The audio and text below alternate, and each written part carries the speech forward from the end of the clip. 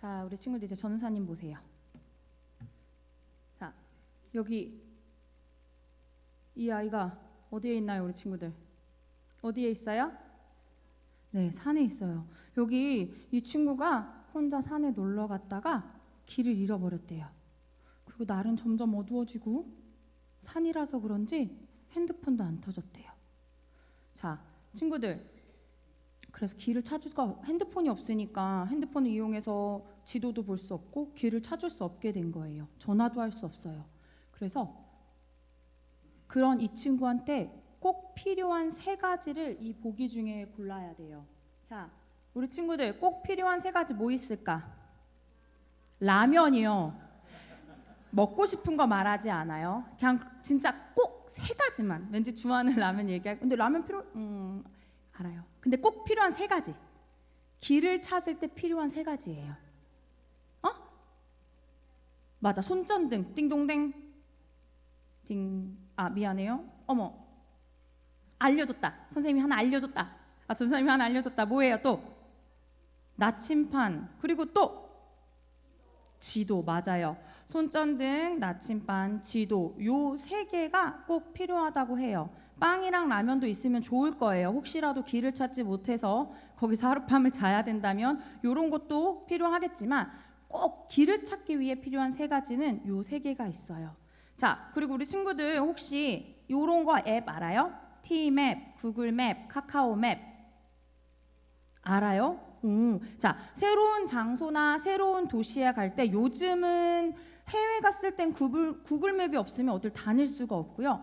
여기 국내에서는 뭐 T맵이나 카카오맵 이런 맵을 이용해서 전혀 가보지 못했던 곳에서 목적지를 찾을 수 있고 굉장히 길을 잘 알려주는 앱이에요.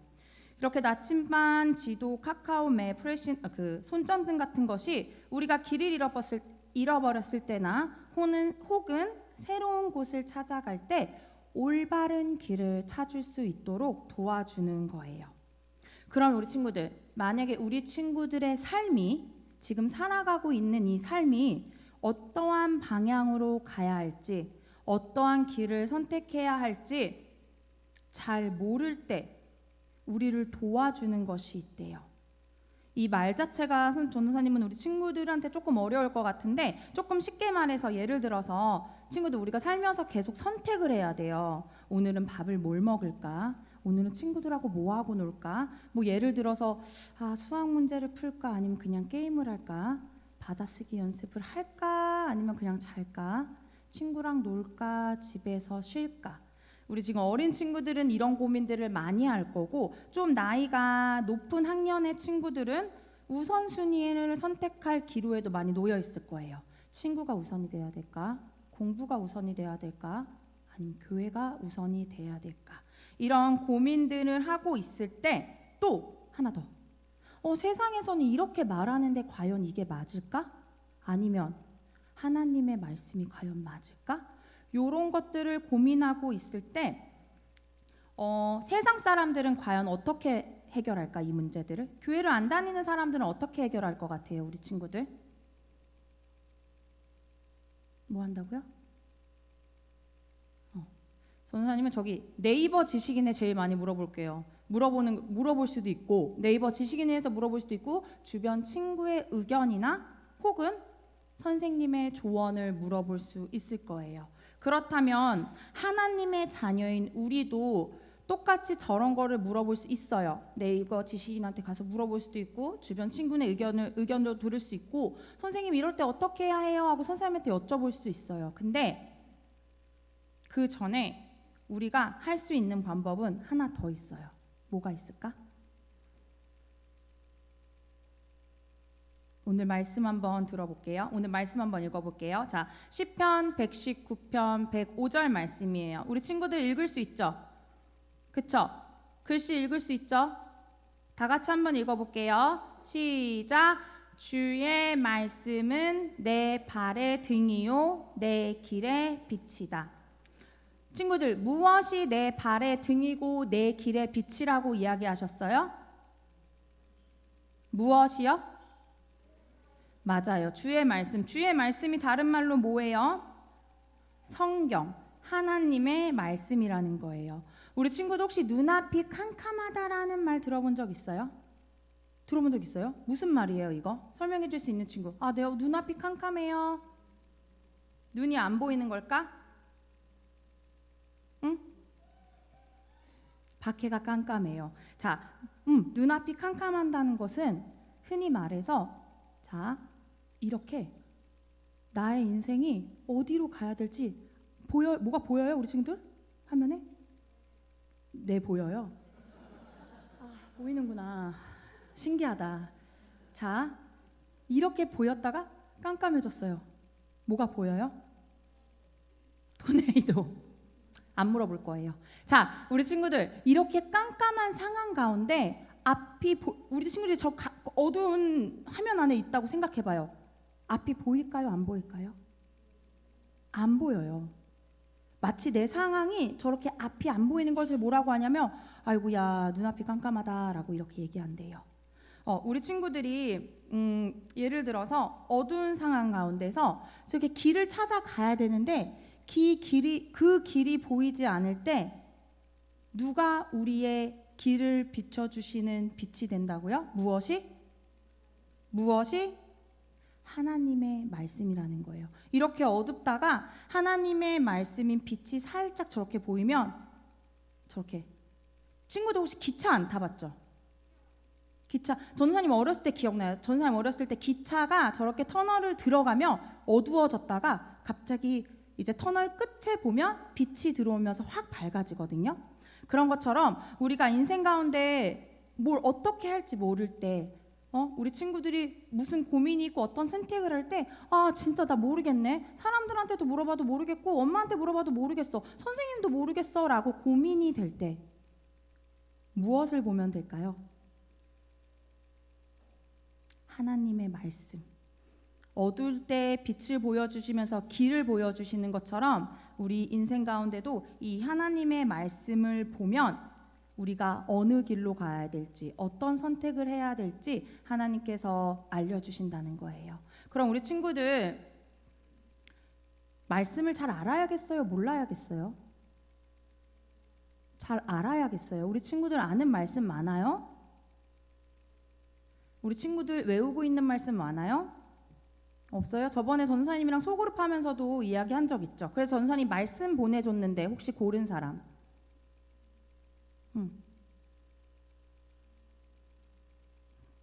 우리 친구들 그렇기 때문에 괜찮아요. 지금부터 알면 돼요. 그렇기 때문에 성경 말씀을 잘 읽고 잘 알아야 돼요. 세상 사람들은요 네이버 지식인이나 주변의 친구 선생님 조언 따라가도 되지만 우리가 우선순위로 가장 먼저 따라야 될 거는 뭐예요? 저 옆에 있는 하나님 말씀을 따라가는 우리의 삶이 돼요. 이 하나님 말씀이 우리를 올바른 길로 인도하시고요. 우리가 가야 할 길로 인도하신다는 거예요. 그래서 우리 친구들이 무엇을 선택하고 따라가는 기준이 세상이 아니라 친구의 말이 아니라 하나님의 말씀, 성경을 바탕으로 선택하고 따라가는 하나님의 자녀가 되길 축복합니다. 그렇게 할 수 있는 친구들은 아멘. 오늘은 종교개혁 주일이라서 오직 말씀으로라는 주제, 주의 말씀은 내 발의 등이요 내 길의 빛입니다 라는 제목으로 말씀을 전하겠습니다. 우리 전사님도 뭐 그러셨는데 여러분 변화하는 시대에 필요한 것이 있습니다. 지도인가 나침판인가? 지도 한번 보여주실래요?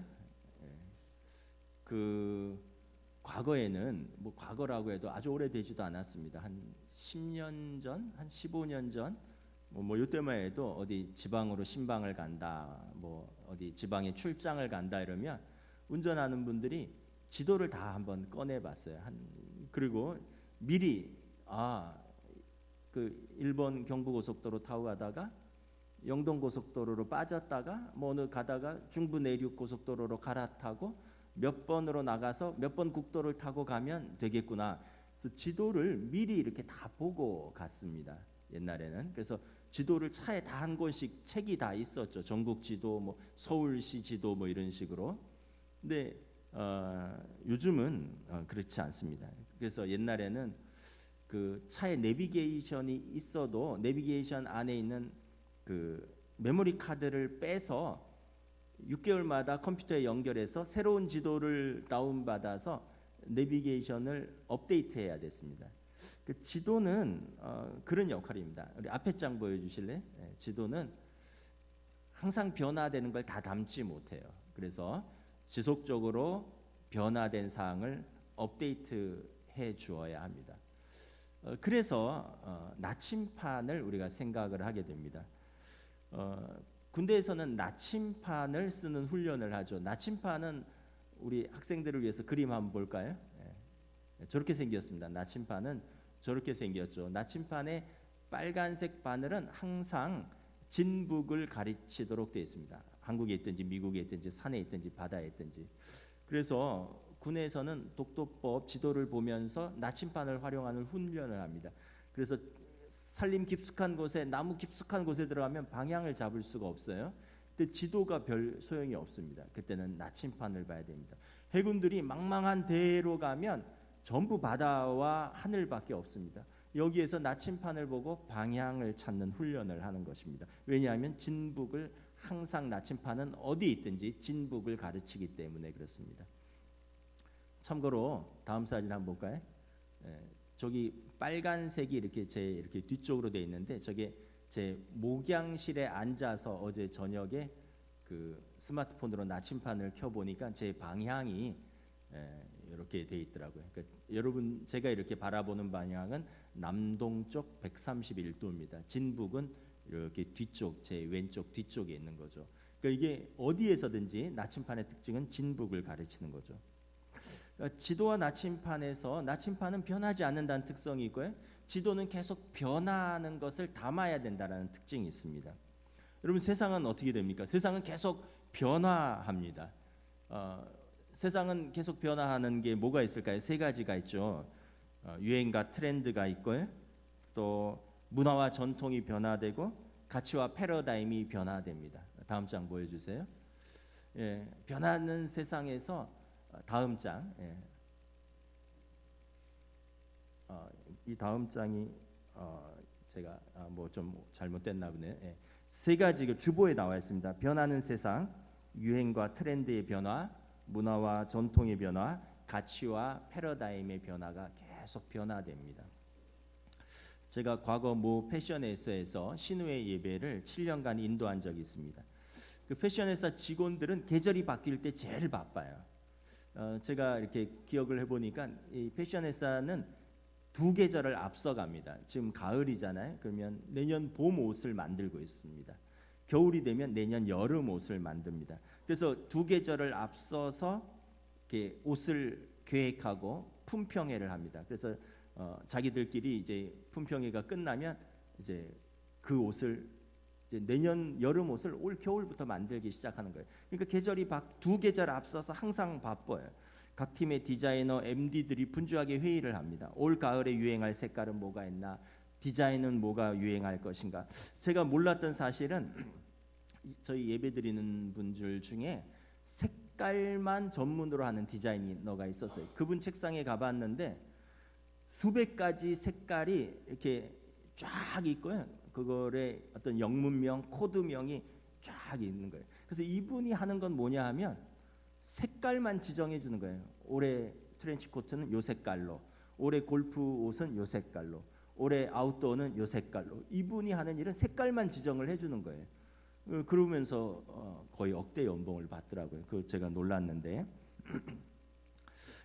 이 신우의 수요 예배가 수요일 점심 때 예배를 드리는데 이유는 뭐냐면 수요일 점심에 좀 시간이 있기 때문에 그렇습니다. 이분들이 수요일 날에는 예배드리고 점심 식사 같이 하고 사무실로 복귀하지 않고 다 밖으로 나갑니다. 영업사원들이 아닌데도 디자이너 MD들이 백화점 또 명품샵 아울렛 이런 데를 다니면서 최신의 유행과 트렌드를 파악하는 겁니다.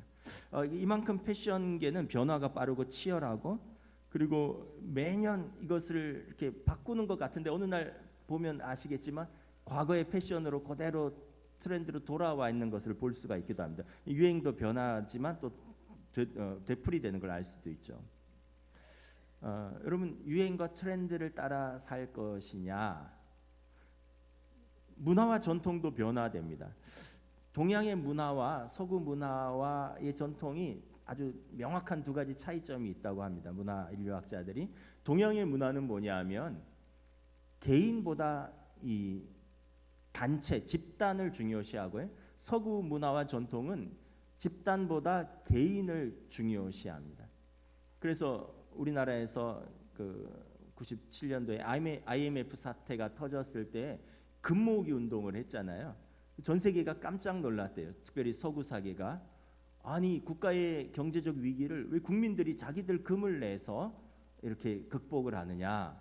단기간에 전 국민이 금모으기 운동을 해서 경제 위기를 극복했는데 이게 이제 우리나라의 어떤 동양적 문화와 전통을 잘 보여준 경우고요. 반면에 서양의 문화와 전통은 집단보다 개인이 중요한데 이래서 노벨상 수상자들이 많이 나온대요. 집단의 가치에 함몰되지 않고 개인의 가치, 개인의 창의성에 주목을 하기 때문에 노벨상이 서양에서 동양보다 한 5배 정도 많이 나온다 그러죠. 왜냐하면 개인의 가치와 개인의 어떤 이제 창의력을 존중하기 때문이라는 거죠. 이렇게 문화와 전통도 각기 다릅니다. 여러분, 가치와 패러다임도 계속 변화합니다. 가치와 패러다임도 고정돼 있지 않습니다. 코로나 팬데믹 이후에 변화된 패러다임 중에 하나가 비대면이라는 거예요. 비대면. 제가 주중에 성경 공부를 5개 클래스를 합니다. 그 중에 3개 클래스는 제가 인도하는 반이고요. 2개 클래스는 제가 배우는 반인데 그 중에서 4개는 비대면 온라인으로 하고요. 1개 반은 금요일 날 우리 권사님들 제가 교회에서 만나서 오프라인으로 합니다. 그러니까 이게 과거에는 성경 공부를 한다, 세미나를 한다 하면 돈을 내고 일정한 시간, 장소에 모여서 교제를 받고 그렇게 해서 진행을 하는데 이제는 그냥 시간만 정하면 온라인 줌으로 다 만나는 거예요. 교재도 책으로 가진 분도 있고요. PDF 파일로 가진 분도 있습니다. 제가 수요일 저녁 9시에 배우는 성경 공부에는 이스라엘에서도 참여하고요. 미국에서도 참여합니다. 수요일 저녁 9시는 이스라엘은 아마 오후 3시고 미국은 새벽 5시인데 그 시간에 그분들도 들어와서 같이 공부합니다. 또 금요일 오전 9시에 참여하는 또 성경 공부는 서울, 경기, 강화, 포항, 세종, 대구, 전국에서 참여합니다. 또 화요일과 주일 저녁에 진행하는 우리 교인들과 진행하는 온라인 줌 성경 공부도 중구, 종로구, 성동구, 동대문구, 중랑구, 경기도 용인시 각에서 다 참여를 합니다. 이게 코로나 팬데믹이 바뀐 패러다임의 하나입니다. 파격적인 변화를 가져온 거죠. 그러니까 점점 우리가 생각하는 가치와 패러다임, 유행과 트렌드, 문화와 전통 날이 갈수록 빠르게 변화되고 있습니다. 그러면 변하지 않는 것은 없는가? 이 변화되는 세상에서 변하지 않는 것은 없는가를 생각을 해보면 변하지 않는 것들이 자세히 생각해 보면 있습니다. 가장 근원적인 것이고요. 가장 중요한 것들은 변하지 않았습니다. 뭐냐? 숨 쉬는 거, 밥 먹는 거, 잠자는 거, 사랑하는 거. 이거는 어떻게 대체될 수 없는 겁니다. 여러분, 시대가 변하고 팬데믹 이후에도 숨은 쉬어야 되잖아요. 밥은 몇 끼 먹어야 되잖아요. 잠은 일정 시간 자야 되잖아요. 여러분, 또 사랑하고 사랑받을 때 우리는 과거도 그랬고 지금도 그렇고 가장 행복한 것입니다. 이처럼 변하지 않는 것을 뭐라고 하냐면 원칙이라고 합니다. 원칙은 시대와 장소에 따라 변하지 않고요. 문화와 전통에 따라 변하지 않고요. 패러다임이 바뀐다고 변하지 않습니다. 과거나 현재나 동양이나 서양이나 코로나 전이나 코로나 후나 변하지 않는 것이 원칙입니다. 이 원칙을 세상 사람들은 뭐라고 하는지 잘 모르겠지만 성경에서는 하나님의 말씀이다라고 합니다. 하나님의 말씀은 태초 이래로 변하지 않는 하나님의 지혜이자 하나님의 원칙이라는 것입니다. 이사야서 40장 8절 말씀인데 우리 함께 읽도록 하겠습니다. 시작. 풀은 마르고 꽃은 시드나 우리 하나님의 말씀은 영원히 서리라. 여러분, 풀은 마르고 꽃은 시듭니다. 이 국화를 관리하기 위해서 제가 주중에는 화장실로 옮겨놓고 환기를 시키고 물을 2번 줍니다. 꽃에다가 물을 주면 안 돼요. 그냥 호스를 해서 이 꽃은 물을 안 맞고 밑으로 물을 줘야 된대요. 그런데도 2달이면 맥시멈 시든답니다. 다행이다. 그러면 이제 성탄이 와서 포인세티아로 바꿔야 되니까. 여러분, 꽃은 시들고 풀은 마릅니다. 국화는 가을에 피는 꽃이고요. 가을이 지나면 지는 겁니다. 봄에 피는 꽃이 있고 여름이 되면 지는 꽃이 있어요. 영원한 것은 아무것도 없습니다. 풀은 마르고 꽃은 시드나 하나님의 말씀은 영원히 서리라. 하나님께서 태초에 말씀으로 세상을 창조하셨습니다. 하나님의 말씀은 이 세상을 창조하신 하나님의 지혜입니다. 우리가 하나님의 말씀을 붙들면 세상을 창조하시고 유지하시는 하나님의 지혜를 붙드는 것입니다. 그래서 하나님의 말씀인 성경은 또한 우리의 기원과 하나님과 우리 백성과의 언약을 기록한 책입니다. 그래서 우리가 하나님의 말씀을 올바로 알 때 우리는 우리 자신을 더 잘 알 수 있고요.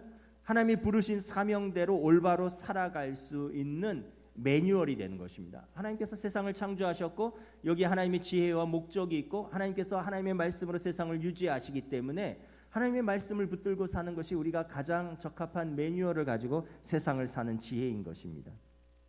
출애굽기 19장 5절 말씀인데 우리 함께 봉독하겠습니다. 시작. 이제 너희가 정말로 나의 말을 듣고 내가 세워준 언약을 지키면 너희는 모든 민족 가운데 나의 보물이 될 것이라. 내 말을 듣고 내가 세워준 언약을 지키면 모든 민족 가운데 보물 같은 나의 백성이 될 것이다 라는 것입니다. 그래서 신학적으로 하나님의 말씀을 이렇게 정의합니다. 신학적 정의라서 좀 어려운데 하나님의 말씀은 완전하고 보편적인 진리이며 최종적이다. 말씀의 완전성은 변하지 않는 기준과 원칙의 측면에서 완전하다는 것이고요. 보편성이란 것은 시대와 장소를 초월한 보편적 계시로 하나님의 지혜와 뜻을 담고 있다라는 뜻입니다. 그리고 하나님의 말씀의 종결성은 하나님께서 죄를 정의하시고 인류를 의로움과 경건으로 인도하시고 나중에 말씀으로 세상을 심판하실 것이라는 말씀의 종결성입니다. 그래서 이게 신학적인 정의입니다. 하나님의 말씀은 완전하며 보편적인 진리이며 최종 종결성을 갖고 있다. 오늘이 종교개혁 이제 507주년입니다. 1517년 그 가톨릭 수사이자 신학자인 독일의 마틴 루터가 이제 그 당시 이제 구교라고 하는 지금 구교라고 하는 가톨릭으로부터 이제 개혁 교회를 시작한 것이죠. 그래서 이게 구교는 우리 입장이에요. 구교 신교는 우리 입장이고 그쪽 사람들은 뭐라 그러냐면 가톨릭은 자기들은 보편적 교회, 가톨릭이란 뜻이 보편적이란 뜻입니다. 그리고 우리는 떨어져 나간 자식이다. 집 나간 자식이다. 이렇게 열교라고 합니다. 떨어져 나간 자식. 거기는 구교고 우리는 개혁교회다. 이런 표현을 쓰는데 어쨌든 종교개혁이 우리 현대 기독교의 종교개혁의 열매인 것입니다. 종교개혁의 5대 강령이 있는데요. 오직 성경으로입니다. 솔라 스크립투라. 그래서 성경은 교회의 어떤 전통이나 교황의 어떤 권위보다 최고의 권위에 있다. 그 당시 가톨릭이 교황의 그 무오설, 교황의 권위를 굉장히 높게 평가했기 때문에 그렇지 않다. 교회의 전통이나 교황의 권위보다 성경이 최고의 권위를 가진다. 솔라 스크립투라. 그다음에 솔라 피데, 오직 믿음으로. 그 어떤 것도 아닌 예수 그리스도에 대한 믿음으로 구원을 얻는다. 이것이 이신득의 믿음으로써 의를 득한다. 이신칭이 이 믿음으로써 의롭다함을 칭한다. 그다음에 솔라 크리스토스, 구원을 위한 하나님과 인간 사이의 중보자는 십자가에 못 박히신 오직 예수 그리스도 한 분밖에 없다. 그다음에 그래서 이제 솔라 그라치아, 오직 은혜로. 참된 구원은 우리의 어떤 행위나 어떤 공로, 어떤 법으로 얻는 것이 아니라 예수 그리스도 안에서 하나님의 은혜로 얻는 것이다. 그래서 예수 그리스도를 그리고 오직 하나님께만 영광을 솔리데오 글로리아, 그러므로 예수 그리스도 안에서 하나님의 은혜로 구원받은 인간은 하나님께만 예배하고 찬송하고 영광을 돌려야 한다. 이게 이제 종교 개혁의 뭐 95개 조항도 있고 막 이런데 이게 종교 개혁의 기본 정신입니다. 그 첫 번째가 솔라 스크립투라입니다. 오직 성경으로. 그 어떤 전통이나 그 어떤 사람의 말이나 권위가 아니라 하나님의 말씀으로 돌아가는 것이, 이것이 여러분 우리 개혁교회의 출발인 것입니다. 여러분들의 삶의 원칙, 여러분들의 삶의 기준은 뭐가 있습니까? 여러분, 우리가 하나님의 말씀에 귀를 기울이지 않으면 필연적으로 세상의 소리에 귀를 기울이게 되어 있어요. 우리는 한정적입니다. 세상의 소리에 귀를 기울이든지 아니면 하나님의 소리에 귀를 기울이든지. 하나님의 소리에 귀를 기울이면 세상의 소리가 작게 들리고요, 세상의 소리가 크게 들리면 하나님의 소리가 작게 들리는 것입니다. 스티븐 코비 박사가 원칙 중심의 리더십이라는 책에서 이런 말을 했죠. 우리는 자신의 행동을 통제하지만 우리의 행동의 결과는 원칙이 통제한다. 이게 별말 아닌 것 같지만 굉장히 중요한 말입니다. 우리가 행동하는 것은 우리의 선택이라는 거예요. 그런데 우리의 선택의 결과는 원칙이 만들어간다는 거예요. 그러니까 원칙이 중요하다는 거예요. 원칙을 알고 원칙을 붙들고 선택을 하고 살아야 된다는 거죠. 그래서 우리 하나님의 백성의 기준과 원칙은 하나님의 말씀입니다. 그래서 오늘 본문의 말씀을 우리 다시 한번 봉독하겠습니다. 시작. 주의 말씀은 내 발의 등이요 내 길의 빛이라.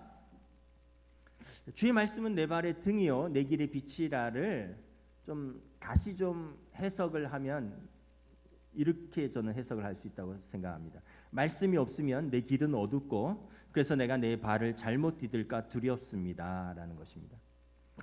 실제로 저나 여러분이나 우리 중에 내가 가는 길을 훤히 알고 그래서 두려움 없이 담대하게 발을 디디면서 살아가는 사람이 누가 있겠습니까? 없기 때문에 우리가 하나님을 의지하는 것이고 하나님의 말씀을 붙드는 거죠. 고린도전서 13장 말씀처럼 우리가 주님을 뵙고 모든 것이 온전히 알기까지 우리가 지금은 거울을 보는 것 같이 희미하고 지금은 내가 부분적으로 아는 것에 불과합니다. 고린도전서 13장 말씀입니다. 우리는 지금 부분적으로 알고 거울을 보는 것 같이 희미하나 그때 주님을 뵐 때 우리는 모든 것을 분명히 보고 알게 될 것입니다. 그렇기 때문에 우리는 완전하신 하나님을 배우는 최종 그날까지 하나님의 말씀이 우리 발의 등이요 우리 길의 빛이 되는 것입니다. 주중에 그 난곡에 있는 우리 장화식 집사님 요양원 신방을 했어요. 뭐 많이 야위셨는데 잘 계셔요. 그래서 이제 신방을 하고 우리 권사님들하고 식사하고 어디 2층 카페에서 커피를 한 잔 마시는데 그 밑에 정류장에 한 학생들이 한 30명이 줄을 서고 계속 학생들이 와서 줄을 서더라고요. 그래서 우리가 저 학생들이 어떤 학생들인가 하는데 버스가 한 대 딱 오는데 그 학생들이 다 타는데 보니까 서울대학교 이렇게 써 있더라고요. 거기가 보니까 난곡이라고 돼 있는데 서울대학교 입구역이고 거기에 내린 학생들이 학교 셔틀버스를 타고 이렇게 학교로 올라가는 거예요. 권사님들이 아이고 대한민국의 천재들은 여기 다 모였네 이러시더라고요. 천재는 뭐냐면 하늘이 내려준 인재라는 뜻이에요. 이건 우리의 힘으로 노력으로 되는 게 아니라 하늘이 내려준 그냥 타고나기를 그런 것도 있고 자기 노력도 있고 그냥 하늘이 내려준 인재다 뭐 이런 표현인데 그런데 제가 언젠가 방송에서 그 서울대학교를 취재하는 방송을 봤어요. 기자가 교정에 다니는 한 학생을 붙들고 물어봤어요. 학생 그 중고등학교 다닐 때 전교 1등 몇 번 했어요? 했더니 그 학생이 뭐라 그러냐면 몇 번 했는 것보다 몇 번 못했느냐를 세는 게 더 빠를 것 같은데요 이러더라고요. 뭐 교만해서 하는 게 아니라 실제 그렇다는 거죠. 그러면서 제가 이런 생각을 했어요. 이렇게 우리 사회에 영재도 많고 수재도 많고 천재도 많은데 왜 우리 사회는 이렇게 힘들까? 저 똑똑한 학생들이 아마 대부분 검사되고 의사 되고 국회의원 될 텐데 우리는 왜 저 사람들 때문에 이렇게 힘들까? 요즘 누구 때문에 힘들어요? 여러분 국회의원 때문에 힘들고 검사들 때문에 힘들고 의사들 때문에 힘들지 않나요? 똑똑한데 왜 우리는 저 사람들 때문에 힘들까? 그 사무엘 헌팅턴의 문화가 중요하다라는 책에 보면 이렇게 이야기를 합니다. 가치에는 본질적 가치가 있고 도구적 가치가 있는데 본질적 가치는 손해와 이익을 떠나서 따라 사는 가치다. 근데 도구적 가치는 손해와 이익에 따라 움직이는 가치다라는 거예요. 그러니까 똑똑한 사람들이 본질적 가치를 붙들면 세상을 바꾸고 세상을 풍요롭게 하고, 그런데 그 사람들이 도구적 가치만 붙들면 손해와 이익에 따라 살면 세상은 더 어려워지고 어두워지는 것입니다. 그러니까 흔히 말하는 공부만 잘하는 거고 다른 건 아무것도 못하는 사람이 되는 거예요. 히브리어에 하타라는 말이 있습니다. 하타라는 말은 뭐냐면 표적을 놓치다라는 뜻입니다. 이 여기서 파생된 단어가 하마르티아인데 표적을 놓친 것이 죄가 되는 거예요. 우리가 하나님의 말씀을 떠나면, 그래서 이익과 손해를 따라 그런 도구적 가치만 붙들고 살면 우리는 표적을 놓치게 되고 우리는 죄의 결과로 사는 것입니다. 그런 의미에서 오늘 이 자리에서 예배하는 우리 모든 성도들, 또 특별히 우리 자녀들을 축복합니다. 우리가 하나님을 알고 하나님의 말씀을 붙들고 표적을 놓치지 않고 살려고 힘을 쓰는 하나님의 백성들을 축복하는 것입니다. 여러분, 여러분들의 자녀들을 축복하셔야 돼요. 어제가 이태원 사고 1주기였어요. 뉴스를 보니까 자식을 잃은 부모들 울면서 행진하더라고요. 여러분들의 자녀들이 우리 곁에 건강하게 있기만 해도 너무 감사한 거예요. 근데 그 자녀들이 우리와 함께 예배를 드리고 그 자녀들이 표적을 놓치지 않고 하나님 앞에서 말씀을 붙들고 살아야 한다면 여러분 얼마나 복된 인생이 되겠습니까? 그런 의미에서 여러분 우리들의 자녀들을 격려하시고 축복하시고 기도하는 겁니다. 지난주에 탤런트 김수미 씨가 갑작스런 심정지로 75세 일기로 별세를 했다고 했죠. 국민일보에 기사가 났는데 그분이 이제 집사님이시더라고요. 푸른 나무 교회 집사님으로 2016년부터 신앙생활을 했대요. 그래서 제가 그분 간증을 좀 찾아봤는데 이분이 1949년생인데 모태신앙이에요. 할아버지는 군산에 교회를 개척해서 세울 정도로 믿음이 있었고, 그런데 서울로 올라오면서 중학교 다니면서 공부한다고 신앙생활을 떠났대요. 교회를 떠났대요. 그러다가 1971년 탤런트 공채로 채용돼서 연예인의 길을 들어섰습니다. 그 다음 우리가 잘 알다시피 전원일기에서 주목받고 분명한 캐릭터와 또 화통한 성격, 인맥, 또 요리를 그렇게 잘하잖아요. 그래서 돈, 인기, 명예를 다 얻었고 사람들이 볼 때 자기는 행복하다, 저 사람 너무 부럽다 이렇게 생각을 할지 모르겠지만 사실 자기 삶은 불행했다는 거예요. 남편하고 관계가 좋지 않았대요. 그래갖고 우울증이 왔고 공황장애를 앓았다는 겁니다. 여러분 돈과 명예와 인기가 있는데 집에 들어가면 불행한 거예요. 자기랑 가장 사랑하는 사람이랑 관계가 틀어져서 누구보다도 불행했다는 거예요. 수년째 우울증과 공황장애로 괴로워했고 남편을 미워하고 증오했고, 그리고 본격적으로 음주를 하기 시작을 했다고 합니다. 술이 없으면 잠을 잘 수 없는 상태까지 이르렀대요. 그러다가 2016년에 한 지인의 초대로 교회에 출석하게 됐고 오래전에 들었던 찬양을 들었는데 마음이 무너졌대요. 초등학교 때까지 신앙생활을 했으니까 그 찬양이 이건데, 하나님의 은혜로 있을 데 없는 자 왜 구속하여 주는지 난 알 수 없도다. 내가 믿고 또 의지함은 내 모든 형편 아시는 주님. 이런데 그냥 하염없이 눈물을 쏟아지더래. 사람들은 내 형편도 모르고 그냥 내가 좋아 보이는 줄 알고 나를 그렇게 부러워하는데 내 형편은 너무 고통스럽다는 거죠. 찬송가 310장을 부르면서 뒤늦게 인격적으로 예수님을 영접했고, 그리고 2016년부터 신앙생활을 다시 하니까 신기하게 남편에 대한 미움이 눈 녹듯이 사라지고 되려 불쌍해지더래요. 치근해지더래요. 그리고 자기에게 주신 사람들이 귀하고 무엇보다 자기 삶도 더 사랑하게 되었다. 이제는 술은 꼴도 보기 싫대요. 옛날에 술이 없으면 잠을 들 수 없었는데 술을 마시면 토할 정도로 몸에서 받지 않는데요. 이게 2016년의 간증인데 20년 전만 내가 주님을 더 일찍 만났으면 더 좋았을 것인데 지금이라도 알아서 다행입니다. 하나님을 만나고 나서 모든 것이 달라졌습니다. 환경은 똑같은데 제가 달라졌습니다. 과거에 저는 늘 불안하고 공황장애가 있고 하늘은 늘 잿빛이었습니다. 하지만 주님을 인격적으로 만나고부터는 모든 사람을 용서하게 되고 무엇보다 제 마음이 편안해졌습니다. 제 인생이 행복합니다. 그리고 하나님 나라에 가셨어요. 이제 우리는 늘 선택의 기로에 서 있습니다. 변화무쌍한 세상의 소리를 들을 것인가, 성도의 원칙인 하나님의 음성을 들을 것인가. 말씀을 정리하겠습니다. 하나님의 말씀이 왜 중요하냐? 아까 하나님의 말씀의 최종적으로 우리를 구원의 지혜로 인도하기 때문입니다. 우리 디모데후서 3장 15절 함께 읽습니다. 시작. 성경은 능히 너로 하여금 그리스도 예수 안에 있는 믿음으로 말미암아 구원에 이르는 지혜가 있게 하느니라. 아멘. 찬양하시겠습니다.